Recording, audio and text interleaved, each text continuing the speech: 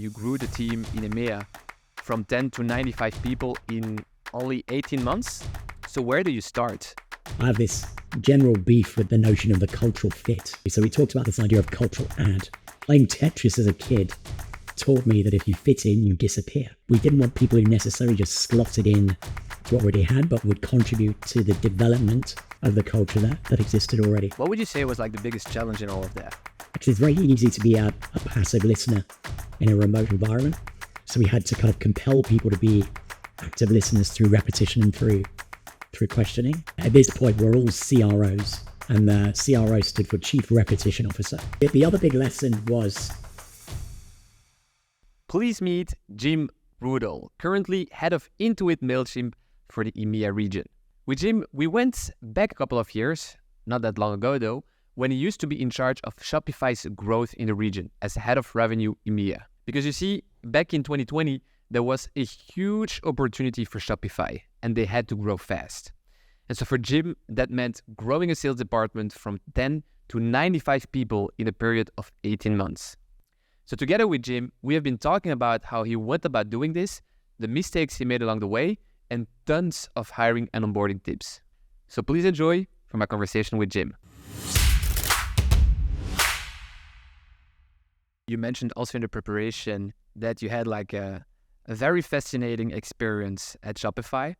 And so those 3.5 years, I would like to talk about that, especially because you told us also that you grew the team in EMEA from 10 to 95 people in only 18 months, right? Yeah, pretty much. So when I joined Shopify, I inherited a team of, I think it was about 10 salespeople. And that remained pretty static for the first probably 9 months I was in the business for a whole bunch of reasons, which I'll share. But we exited 2020 having seen a lot of extraordinary amount of growth. And then we hit 2021 with huge ambitions. And as always in sales leadership, not a lot of time to meet those ambitions, right? So we had to undergo an extraordinary amount of hiring across lots of different functions, lots of different teams, lots of different countries. And we did it incredibly quickly. And when I left Shopify, that was about 18 months, 2 years down the line, it was roughly 95 people, give or take. So pretty crazy times. Look at that. Well, let's talk about it, Jim. Yeah. Let's talk about it. And maybe start wherever you want to start. But a first question I have in mind is, you were hired by Shopify for a certain mission. Like, what was the situation back then at Shopify and what were you hired for? I was hired because Shopify in EMEA was starting to become quite a significant organization. So historically, Shopify's growth in North America, it's a Canadian business, but the whole of North America was its home market. Its growth had been pretty staggering. And a couple of years earlier, they had started experimenting with a local sales team and a local customer support team because there was some organic growth in the region, right? And so the UK predominantly, there was a ton of people in Ireland as well. And the sales team that was hired started to convert that organic demand pretty quickly. And it became clear to Shopify leadership that there was the opportunity to put the foot on the pedal and accelerate that growth by landing some go-to-market teams. So they moved a lady called Shamoda Mehta over from Canada to run the EMEA region. And she, a funny story that we share was she and I were talking for about 18 months before we actually decided to go ahead and for me to join the business. But I was hired to pick up the sales team that was there, which was, as I said, like roughly 8 to 10 people, and figure out how we go from a smallish team converting inbound demand to a team in one country in one segment. So we were very much in that SMB space, converting demand driven by our partners and by by our marketing spend, how we go from converting that demand in that one segment in that one country to creating demand in lots of different segments in a bunch of different countries that we knew would be economically important, and also start other sales motions like cross-sell and upsell, etc. So I demonstrated the ability to do that in the other roles that I'd been.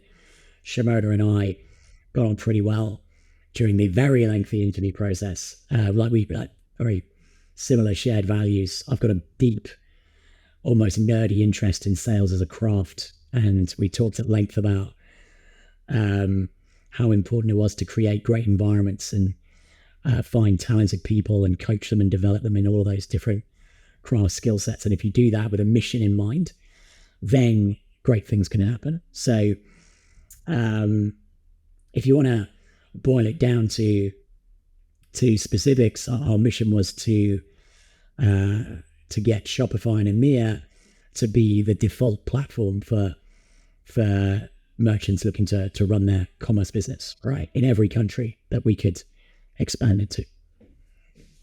That's awesome. So, all right, so you get on board, and you have to make it happen. Was it clear what would be the steps in order to achieve those? Was it set up somehow by the global Shopify team, or were you and the team that you had back then the ones that needed to develop that plan and the execution of it? Yeah, so no, it wasn't clear. Shopify is an amazing organization, and it runs a lot of its strategy on the premise that we try things and we experiment and we learn quickly and we double down on the things that work and we pull away from the things that don't. There was a pretty scaled up sales team in North America already that we could import a lot of knowledge from in terms of playbook, go-to-market strategy, and the various processes and structures that we wanted to deploy. However, doing that in what ended up being 7 different countries with a bunch of different languages, lots of different cultural nuances, and the fact that there was varying degrees of product market fit that we had to take into account meant that we were lifting and shifting some things, but having to build brand new go-to-market concepts at the same time, and also think about what it meant to be like a different flavor of Shopify in EMEA. There was a very distinct version of Shopify in North America, and we had to kind of reimagine it slightly for EMEA as well. So yeah, so some playbook, but a lot of things we were defining from scratch. Yeah, I think that would make sense, and I think that's interesting, especially when you bring like a North American company into the EMEA region. I mean, I would argue that regions are completely different. You mentioned 7 different countries with so many different languages. Like you have to take that into account. Like, so I can completely imagine that you still had to define some things from scratch. Maybe because you mentioned specifically that the team also grew from like 10 to approximately 100 people when you left Shopify. So I also want to talk about that aspect, like building the team, building a high performance team in the EMEA region, because yes, Shopify had somewhat of a brand, but the team wasn't that big yet. So you still had to make it happen nonetheless. So where do you start? It's a good question. And we firstly had to figure out what are the, with so many different problems to solve for, so many different challenges, like new segments, new countries, new motions, we had to get really clear on some of the core values that we wanted to hire for, right? Let's really drill down on what we thought would make fundamentally make a Shopify sales exec successful, not just from a targets and revenue perspective, but also from a build perspective, right? But the idea that they would be part of a rapidly growing team and they would need to be successful as part of that evolving ecosystem, right? So we sat down as a leadership group and we talked a lot about what's made our current sales exec successful? Like what can we pinpoint in terms of specific craft skills, specific methodologies or structures or processes and stuff? So we kind of narrowed those down. But we also needed to be really aware that what had made those execs successful wasn't necessarily going to make the next wave of sales execs successful because of all of the new things that we were going to be doing.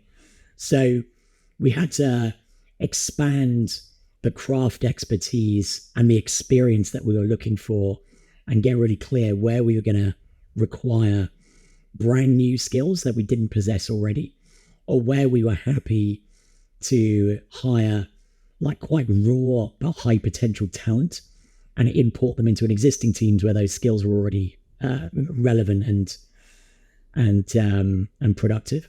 So just as an example, the existing sales team was selling into that SMB space, sort of 1 to 5 million GMV merchants, right? And that was our sweet spot. But we wanted to move up market. We wanted to move to what we call the mid market, larger merchants, often multi-channel businesses operating online and offline in different countries. Very, very different proposition to the customers that we'd been dealing with in the past. So we knew that we had to hire for that skill set because it didn't exist in the business already. That was the net new that we needed to find when it came to craft expertise. We also knew that we wanted to build a cross-sell motion. We wanted to sell into our install base other Shopify products outside of our core e-commerce capability. And again, that's a different skill set that didn't exist within the team that we had already. If it did exist, it was in a very limited way. So we quickly honed down on those net new, those additive craft skills that we wanted to find, and also be really clear that a lot of our talent bench was going to be high potential but low in experience raw talent who we could insert into the existing team where those skills already existed, and they could just import and coach and train and upskill these folks really rapidly, right? The other thing we wanted to land on quickly was what are the core values and behavior attributes that we wanted to examine or inspect in those candidates. What did we want them to be doing? How did we want them to be behaving? And that's where it becomes a little subjective. So we wanted to get really clear on a couple of core principles. And one of the things we landed on was this idea of change, right? The world at the time was going through some fairly seismic change. We were at the end of the first wave of COVID with new waves potentially imminent. The world was a pretty crazy place anyway. But also Shopify is an agent of change in itself, right? It's an organization that likes to say it thrives on change. So we wanted to figure out how we could drill down and identify individuals who are not just comfortable with change, but those who genuinely thrived on this constantly changing environment. And what we learned pretty quickly when we met folks was that if you were to ask somebody the question, are you comfortable with change or do you like change? Like 99% of the time, especially in sales, the answer is yes. Oh yes, of course, I'm really comfortable with change. It's kind of like the stock response. And somebody saying they're comfortable with change or happy with change or keen to embrace change doesn't necessarily mean that they are in reality comfortable with like a rapidly changing environment. So we figured out a series of questions and a route of questioning which uncovered people who were not just comfortable with change, but actively seeking change out. People who deliberately, through their own activity, their own decisions, put themselves in difficult positions outside of their comfort zone to make significant step changes in their life or in their career. And we landed on that, along with some of the other Shopify values, we landed on that as one of the core principles that we were hiring for. Do they have the right craft skills, or have we seen them as raw potential, high talent that we can insert into an existing team? And are they actively seeking out change to make significant improvements in their life and in their career? And once we kind of landed on that formula and a means of questioning and inspecting and thinking about the answers, we made pretty rapid progress in in hiring at scale. And the other thing that we always had in the back of our minds, I have this general beef with the notion of the cultural fit, right? I think it's a misused term, because used incorrectly, you end up adding people into your team who are kind of like the people you've already got, right? It's almost anti-diversity, the cultural fit, if used incorrectly. So we talked about this idea of cultural add. Who are we going to add into our business that will evolve and develop the culture that we already have, instead of simply slotting in to the culture that existed up until that point. And the CEO of Shopify summed this up really well.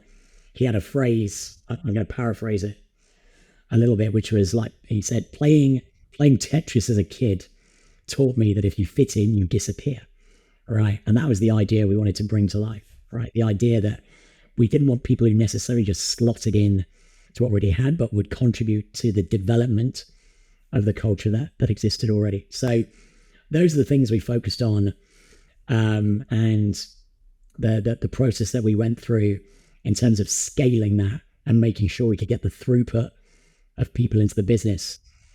Again, another lesson in recruiting at scale, but that's where we spend a lot of our time, like getting really, really clear on those key principles.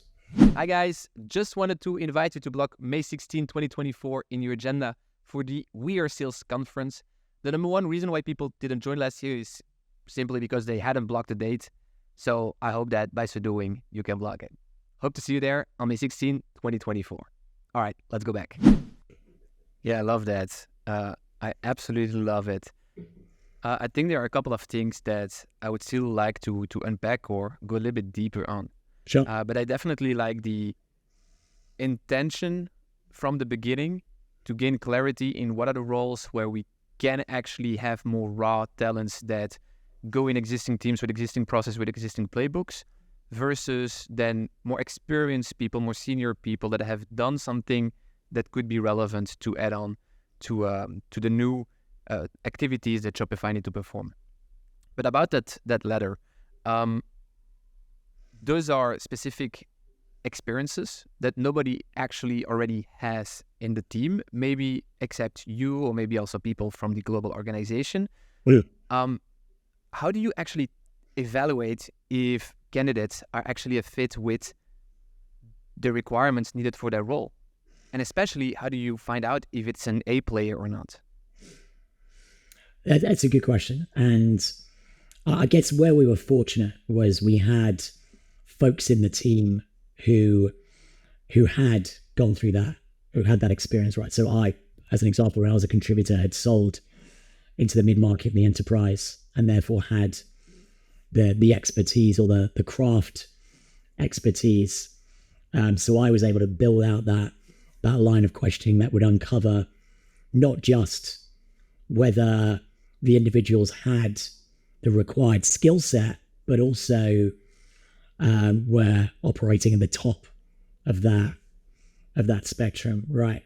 So what we did was we broke, in slightly simplistic terms, we broke the craft of selling down into 4 buckets or 4 components.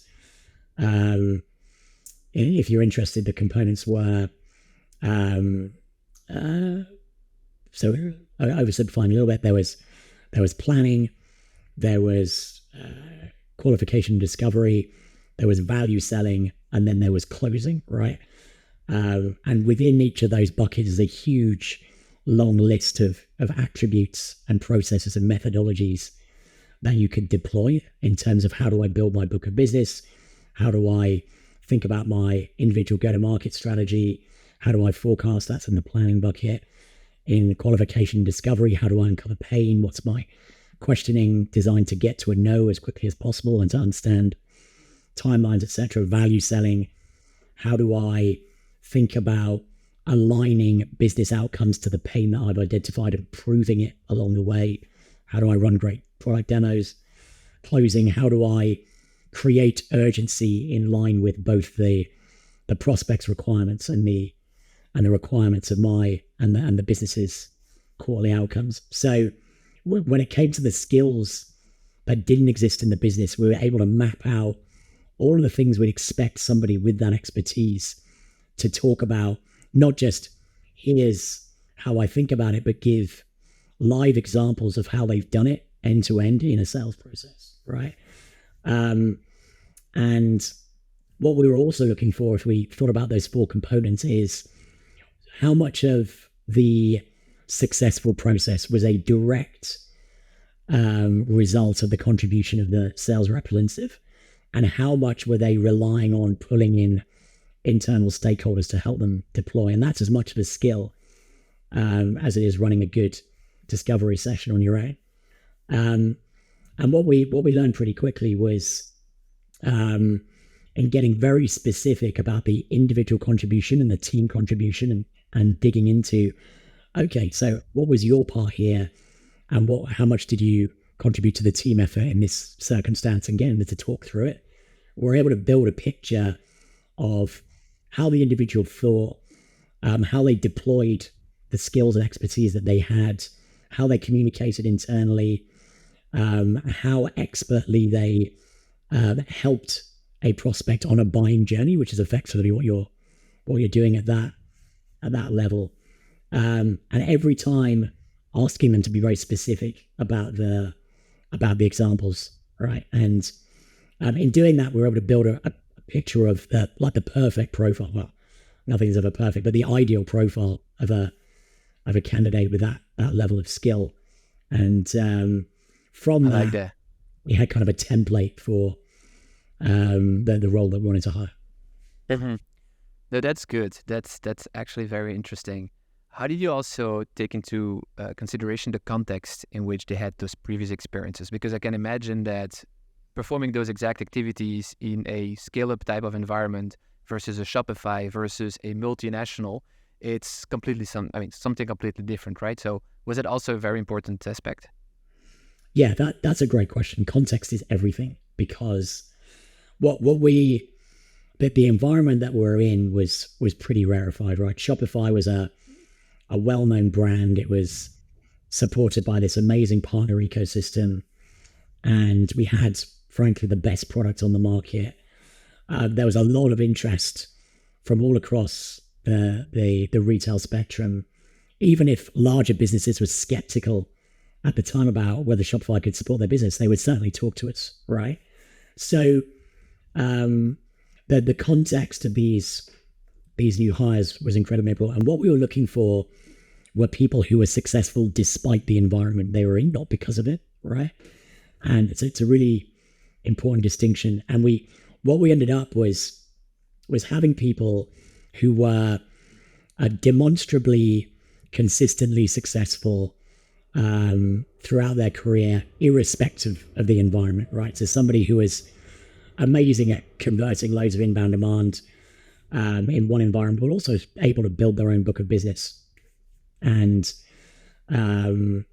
create demand where it wasn't able to be converted. And I'm reminded of a story an old sales mentor of mine shared with me years ago. I took him out for lunch and I said, Dave, why have you been so successful? Like, what's the secret of your success? And he said, well, Jim, I built a career out of occasionally being number one, but never lower than number two. And the lesson that I gleaned from that was like just consistency is everything. The ability to be consistently successful, always on or around 100%, irrespective of market conditions, the context that you're operating in, the product that you're selling. So we were really, really clear to dig into context when it came to the results that these sales execs were talking about when we were interviewing them, right? So where did your leads come from, for example? How do you go about building your own book of business? How do you find the balance between sales and marketing within your own environment? So it's a really good question, though. And the challenge is salespeople are really, really good at talking and telling stories. So you have to be able to pull apart and dig into specifics again. Yeah, because I'm also very keen to understand, like, how did you guys went on and filled up like the funnel, the hiring funnel? Because I can understand why you're describing the high performing profile that way, but you still need to be presented to them. I mean, somehow you need to be, you need to get in contact with them. So how did you fill up that funnel? Yeah, well, we were lucky enough to have an amazing talent acquisition team who were supporting us in outreach and posting job interviews and filtering CVs and doing first wave of interviews. What was clear pretty quickly, given the volume of hiring that we had to do, was that we couldn't rely solely on the TA team to do this. We had to make our own contributions. So we set aside time every week for doing our own personal prospecting, like building our own recruitment pool through our LinkedIn network in a very structured and sales-driven way, right? We built a prospect universe within our own network of X many candidates, ran our own outreach, and that supplemented the really good work of the talent acquisition team, who, with the best will in the world, wouldn't have been able to meet the throughput that was required. So that was a lesson I got from the former HubSpot CRO, whose name I can't remember now. He did a really good video blog. Yeah, I know who you. What's his name again? You know the one I mean, though. Yeah, he used to do a really Mark good. Mark Roberge. That's Are you talking the one. about him? Yeah, exactly. Yeah, and he said this, like, if you're hiring at scale, you can't just rely on your talent team to make it happen. You need to have a more rounded approach. So I would also think that it's much more easier to cut through the noise if it's the hiring manager doing the outreach. Yeah, there's a certain level of experience that a hiring manager would have that a TA would take some time to get to, right? But it has to be a joint approach effort, because sure, like the sheer volume meant that a hiring manager wouldn't be able to do it on his own. There was a load of trial and error. We kissed a few frogs, to coin a phrase, but once we got into that rhythm of clearly identifying the values and the craft skills, as I said a minute ago, once we really got a great line of questioning that was repeatable, right? We didn't have to reinvent for every interview. Once we were really clear on how we would discuss each candidate, like the questions we would ask, the challenges that we would make for each other, then it became a really scalable process, and we built great momentum. And how long did it take to get to that momentum? Yeah, so I think 6 to 8 weeks of trial and error and building that pipeline. After that, we just had we had a volume of candidates and an approach and a structured kind of methodology to scheduling, running, reviewing. It took up a huge amount of time, but we knew we only had a narrow window in which to do this. Can you maybe share also, like, what was the hiring funnel like? And do you also, I don't know if in what way you can, but could you also maybe point out, like, what was the conversion rate from one phase to the other? Yeah. So for every role we offered, we would typically meet 3 candidates, I would say. And where we wanted to get to was enough confidence in our approach that we didn't need to meet 3 people in order to offer to one role. So if we met somebody, they went through the process and we all agreed that they ticked all of the boxes, we would hire them without seeing the other candidates. And that allowed us to ramp up the throughput because we had the confidence in our approach. And in terms of the funnel, because recruiting was an always on activity for the best part of nearly 9 months. Like, I couldn't tell you what, it was vast, thousands of people at the end of the day. But what we were really clear on was, once we got down to this short list of 3, maybe 4, that we would typically convert one, that we would typically hire one. But it was very rare, given the process, that we would meet 3 people and not hire any of them. Thanks to the way that we were able to filter and triage through to that point. Hi guys, I quickly want to let you know that we are doubling down on this podcast, and by so doing, we are looking for the better revenue stories out there. So if you like what you hear, please give it a like or a follow. It is a simple click on a button, but that click would mean the world to us. All right, let's go back. Gotcha. All right, so suppose you have found those new talents. You welcome them in the team. Obviously, you still have to manage the growth, right? You still have to, be there for the clients, for the new customers. You need to onboard new people. You still need to hire a bunch of other people. But that onboarding, like, how did you guys manage it? How did you make sure that it wouldn't become something that blocked the other activities, but that you can still perform it at a good level so that people ramp up very efficiently, effectively, and the growth can continue? Yeah. So that's where we were incredibly lucky at Shopify, I think. We were so exposed to so much customer-facing activity because of, the nature of the times, right? That COVID lockdown, you could only sell online. So everybody was aimed at e-commerce businesses. Our marketing was fantastic. Our partner ecosystem was amazing. Our sales outreach was starting to create real demand. So all of these channels meant that anybody new joining the business was exposed very, very quickly, either through shadowing or through listening to calls. We used Gong as our core recording technology as a coaching and analytics tool. They were able to get so much customer facing or prospect facing experience through all of those different channels that their rate of learning was incredibly quick. And what we were, the biggest challenge we had was with the roles that we were hiring for the first time. So the mid-market sales role, the enterprise roles, the cross-sell roles. We weren't as exposed in the market in those areas. We didn't really have that expertise here. So the onboarding for those individuals took longer. And we had to get really, really clear with our RevOps team and our finance team what ramped onboarding would look like from a inputs and outputs perspective. Like, what kind of plan should we put on? Because it needed to be longer.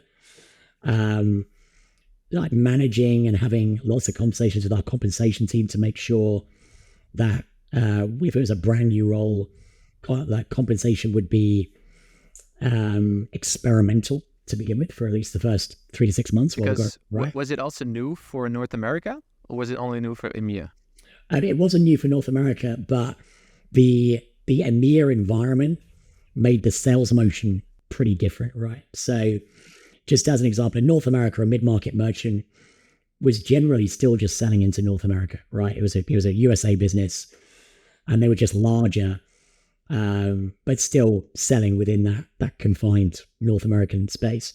A mid-market merchant in Europe would often be multi-channel and selling to customers in 7, 8, 10, 15, 20 different countries, with all of the complexity that came with that around currency, product market fit. So even though there was mid-market expertise in North America, the expertise required in EMEA was somewhat different because the profile of the customers was pretty different. So we could kind of import some of the expertise, but we had to build quite all this new from scratch. And having a really good relationship with the global RevOps and finance teams and the compensation folks to help them understand why this was different and why we had to tweak and amend the ramp, because we were asking new hires to do something that was net new to Shopify, and therefore we would expect all of those things to stretch out and take a little longer. Yeah, and you mentioned that you took it from an experimental point of view. Like, in what way was it experimental? In terms of the comp and the ramp? Yeah. Like, how did you go about it, making it experimental? What did you allow in terms of flexibility, in terms of testing, in order to make it that way? Yeah. So, firstly, we kind of had to make an educated guess at targets and quota, right, for the first year, really. And And as with any guess, you know that it's going to be slightly wrong. So we had to tell this story to our global partners to describe, firstly, here's how and why it's different. And secondly, we're going to have to be pretty flexible and experiment with how we compensate over those first 9 to 12 months because we're asking to do something we haven't done before.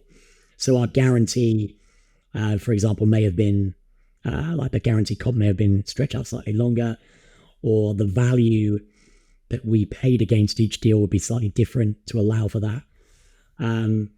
So yeah, there was a number of different things that we were able to kind of insert and go, let's see how this goes for 2 or 3 months. And with the trust of those global teams that we were, A, knew what we were doing, and B, were given the flexibility to try it. I mean, that after about a year, we had something that we had enough data and enough outputs that we could put something together that was a bit more scalable and long term. Mm-hmm. No, that's interesting. I want to circle back to your point about using a conversational intelligence tool like you guys use. You use Gong, as you mentioned. Yeah. I always feel like organizations that use that oftentimes use it in a very limited way. And so I'm kind of curious, in what way did you guys actually leverage such a tool in the onboarding process for new talents? Yes, it's a good point. And yeah, like we did use it in a very limited way. It was like call recording to allow us to review and coach against individual sales conversations. Like the way that we use Gong, it evolved quite a lot. But I would use Gong as a means of staying really, really close to the customer or the prospect, right? I would listen to probably 2 or 3 hours of Gong calls every week just so I could have enough empathy with the sales folk on the front line. I could get a real sense of the direct feedback from the prospect and the customer. How's our value proposition? How's our questioning? How's the message and the trends in the market evolving? But from an onboarding perspective, we used it in a pretty basic way. It was listen to a bunch of these calls, make notes, and we will do role plays based on what you listen to. And we'll set up different scenarios based on different types of customer by industry, by economic buyer, by country, et cetera, et cetera. So conversation intelligence tools, as you call them, they are now very sophisticated solutions, and we won't leverage and invest them by any stretch. No, that's okay. You mentioned role play, you mentioned shadowing, you mentioned listening to a bunch of sales calls. Was that, I mean, can you maybe share a bit about the actual onboarding process, like the step-by-step? I don't know, also, what was the timing of really onboarding someone until they get really fully ramped up? I don't know, can you share anything about that? Yeah.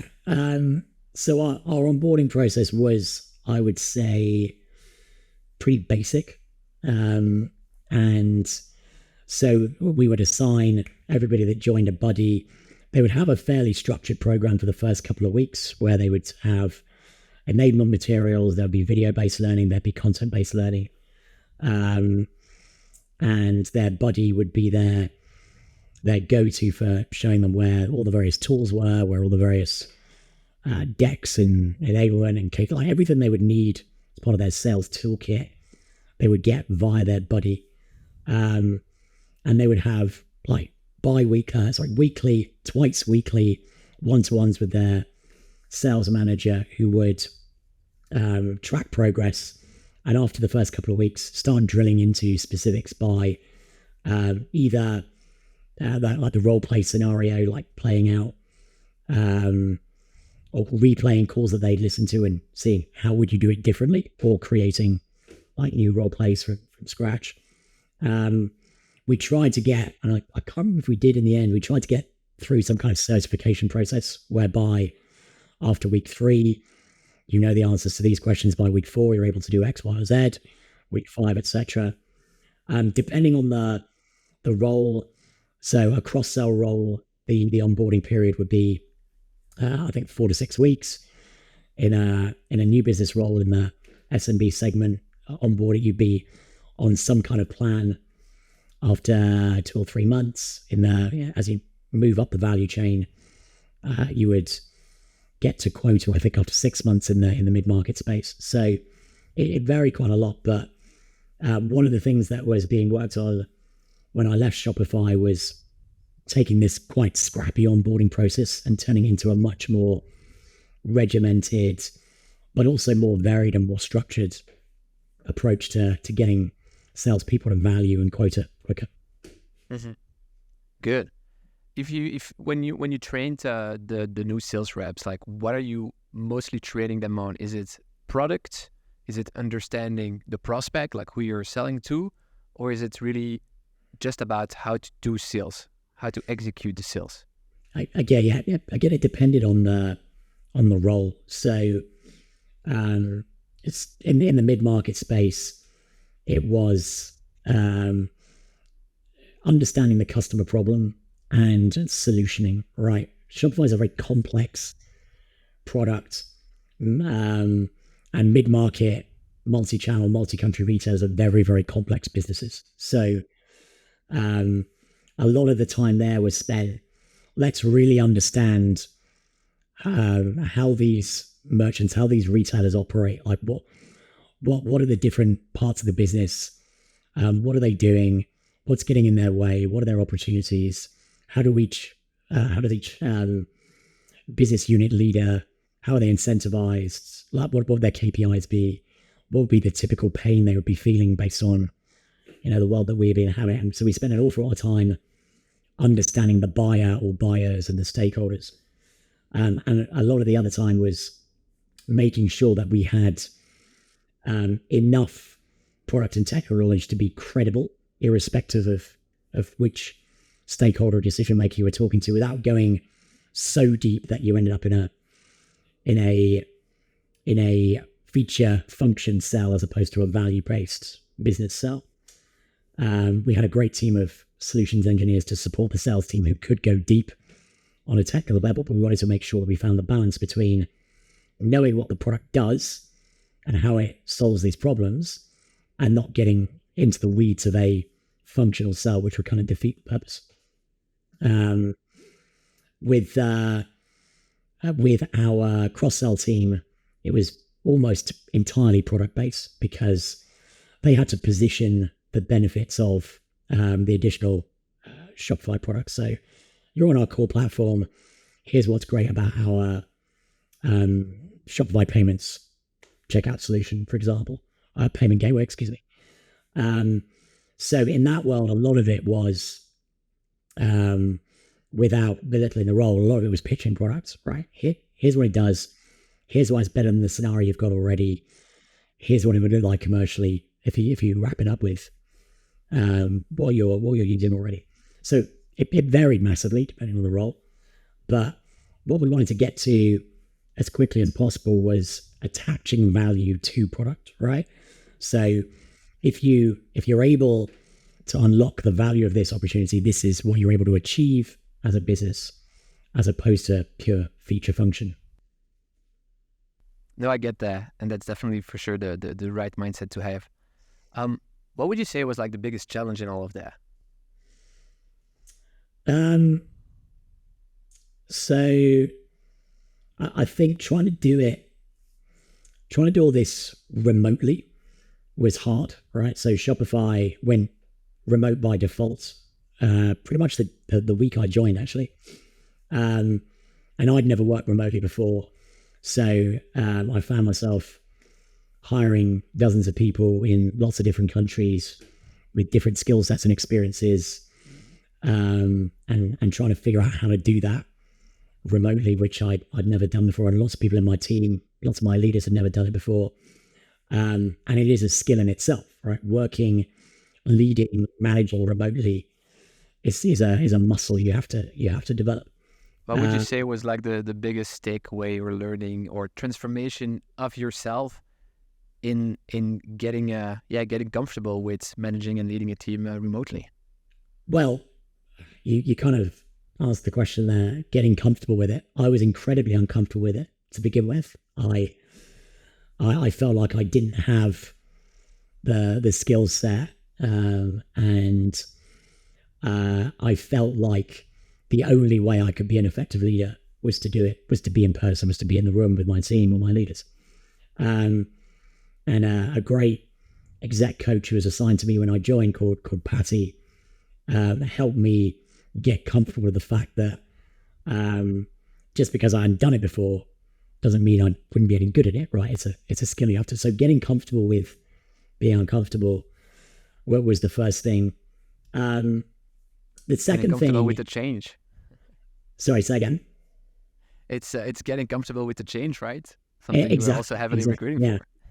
I had to practice what I preached. The other big lesson was the way in which communication was received remotely is very different, right? So we found that repetition was incredibly important. So just because you said something on a big video conference with 60 or 70 people all nodding, it doesn't mean it's A, been listened to or B, understood. So we found that repeating the same message through different channels and asking loads of questions off the back of delivering a message. What do you think about that? What are you going to do next off the back of what I told you? And making sure through repetition and questions that what had been communicated had actually been absorbed and understood. Because it's very easy to be a passive listener in a remote environment. So we had to kind of compel people to be active listeners through repetition and through questioning. And a wise colleague of mine called Dan, who ran the North American sales team, said, at this point, we're all CROs. And the CRO stood for Chief Repetition Officer, right? I like that one. Yeah, it was very cool. So I've stolen that and used it many times since. But so those are the two major takeaways. Like, get comfortable with it, because even if the world shifts back, having this skill is incredibly important. And secondly, repeat, question, because passive environments make it really hard to communicate effectively. Mm-hmm. No, definitely. That's a wonderful learning. I have also a question more related to the development of that EMEA team, because obviously you were with 10 reps, 10 sales reps in the team. You then developed that team and till a level where you had about 100 reps. I can also imagine that when you get to a certain size with the team, the organizational structure has to develop with it, has to change with it. What can you share about that? How did this initial team transform to something else? What were the different phases in the transformation? Yeah, we obsessed about organizational design. We experimented with it, we tinkered it, we changed it, knowing that you never get perfect. You never get to perfect, but you're constantly trying to optimize. What I was clear on really quickly was that I had to get leaders in first. There was no way that me leading a team of 20, 30, 50 sales execs was in any way scalable, right? So we made a decision really quickly to get frontline managers in who we knew could develop to be second line managers really quickly. So either they were second line leaders who'd joined the business, happy to take a bit of a step back to move 3 or 4 steps forwards further down the line, or really high potential frontline leaders. Because we knew that rapid growth, rapid pace of change, constantly evolving market meant that our frontline reps, our frontline sales execs would need constant support. The environment needed to be shaped in such a way that they could thrive, but also feel like they were constantly supported. So having those really talented, highly empathetic, really driven first and second line leaders was super important. Secondly, we wanted to figure out what was the best way to segment the team. Was it by market segment? Was it by country? Was it by motion? Right. So did we want to have a cross-sell team and a new business team, or did we want to segment it laterally by we want a Germany team, we want a Spain team, we want a France team, and within that the leadership would have both motions. And we, over the course of those 18 months to 2 years, we kind of experimented between those two ideas. Interesting. And where we landed was new business by country and cross-sell by segment, right? And that was where we felt we get the best or the most optimum approach based on trajectory, the motions, the processes, the profile of the customers. And that was quite a lot of trial and error. That's a super interesting development, actually. I can see why that would be the case, but thanks for sharing that. I think it's good to hear it from you. Yeah. Maybe also a question that I asked myself is that obviously you had to go through that growth phase at a super high speed. I mean, I think you, as you mentioned, 90 plus sales recruits in 18 months. And for every recruit, how many applicants were there? I don't remember, but it was a lot for sure. Yeah. So suppose that instead of having 18 months, you would have had like 5 years to recruit the entire team. Like, how different would your approach have been? Oh, that's an interesting question. I don't think the where we ended up would have been radically different, right? I think we got to what we felt was a pretty effective methodology, structure, and process to our recruiting quicker than we otherwise would have done, because we had to, right? We were compelled by this time pressure to think, test, learn, evolve in the space of 2 or 3 months, whereas otherwise we would have had like a year or 2 years to, we hired 5 people this quarter. How did it go? Actually, we hired 10 people this week. How did that go? Right. So I think where we ended up, we would have been the same, irrespective of whether it was 5 years or a year and a half.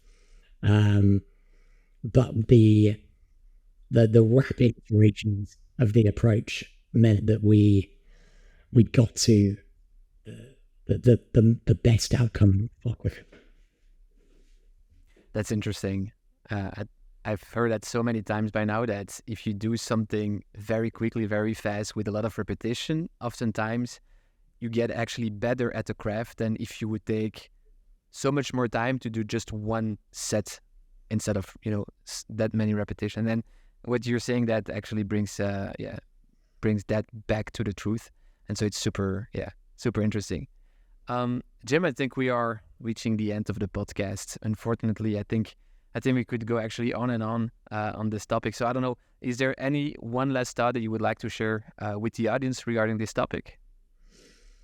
I guess I'd kind of go back to the comment I made right at the start of this, which was when you're thinking about hiring, think about the fact that you are adding to your organization, and therefore every hire should be additive, right? You should be layering on top every time and not trying to slot people into predefined holes or sockets. And if you think about hiring as adding to your culture, adding to your skill set, instead of simply replicating what you already have, then you make really rapid progress. You learn new things with every new hire that you make. Your organization learns with every new hire that you make, and you'll find that your culture evolves and develops really rapidly as well. You end up with diversity of thought, diversity of input, diversity of background, which, like, that tide raises all the boats, I think. Thanks for closing the interview with that, because I actually meant to ask you on that. I forgot, but I'm happy that you add somewhat on that. Jim, is there something that you want to say to the audience, like a one last call to action? I know we talked a lot about Shopify, but now you work into a MailChimp, so maybe you have a call to action specifically regarding that. Well, in my shameless plug, into it, MailChimp is trying to replicate what we did at Shopify, right? We're trying to grow our footprint and our presence all across Europe. We're investing heavily in the capabilities of the platform and in go-to-market teams. And I'm very keen to develop our brand as well. Like we're a pretty well-known organization, but I think we're well known for what we were a few years ago as opposed to what we're doing now. So I'd encourage everybody to hop over to mailchimp.com, check out the product, understand a bit more about who we are as an organization, and get in contact if you want to learn more. Awesome. Well, Jim, it was a pleasure to have you on. Thank you so much for sharing all your experience at Shopify, and see you next time. It's been great, Dylan. Thank you. Good to see you. That's it. We've once again reached the end of an episode. I just really appreciate you all spending the time. If you like what you heard, don't forget to subscribe to the podcast. And until next week with a fresh new episode.